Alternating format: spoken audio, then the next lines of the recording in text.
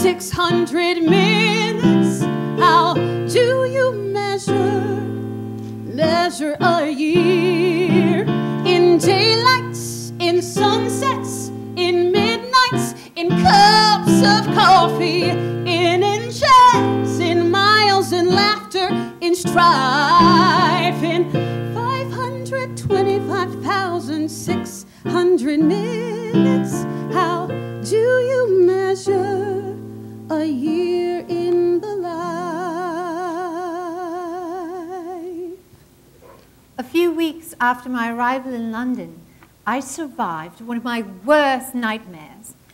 I had just moved from South Africa to live with my British boyfriend, Stuart, a banker, also in his 30s.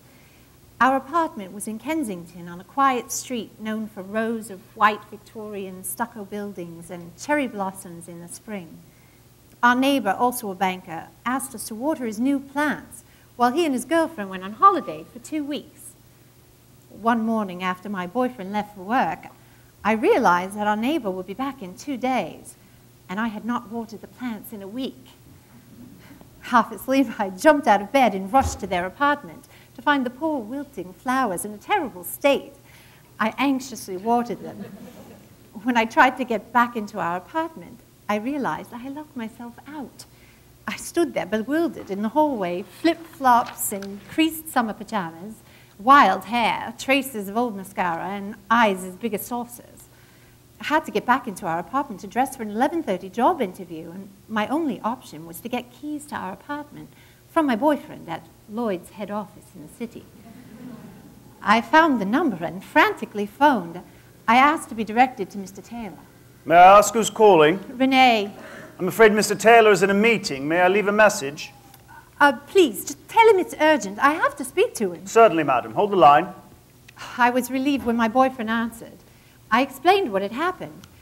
I found some coins next to the neighbor's telephone, enough for an underground ticket to your office. He gave me the directions for the 30-minute journey from Notting Hill to Bank on the Circle Line. Darling, there's just one problem. I'm in my pajamas. Oh, God.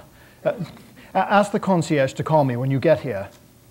In the bathroom, I tried to flatten my hair, and one end was stubborn and stood apart from the rest, and I found no hairbrush, and no hat, no toothpaste, no mascara, and no sunglasses.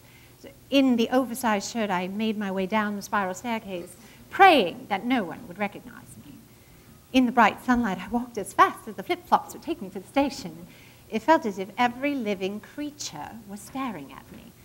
I bought a single ticket with a heap of change, and I took 2 free Metro papers and pretended to be engrossed while I waited on the platform.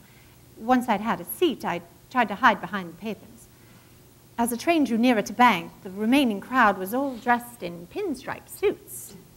Well, my heart raced when I reached the intimidating entrance to Lloyd's. The concierge peered over his reading glasses as I shyly made my way towards him. Good morning, sir. I'm here to see Mr. Taylor. He's expecting me.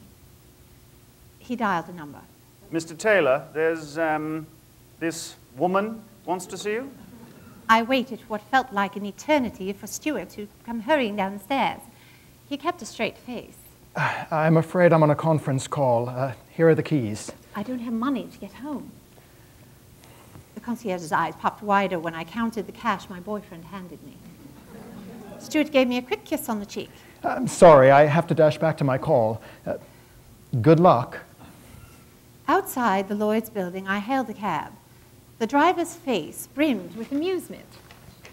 I gave the address and opened my Metro papers to avoid the rear mirror. Night shift? No. I just conquered a nightmare. P.S. I did not get the job, but I was on time for the interview, in a business suit.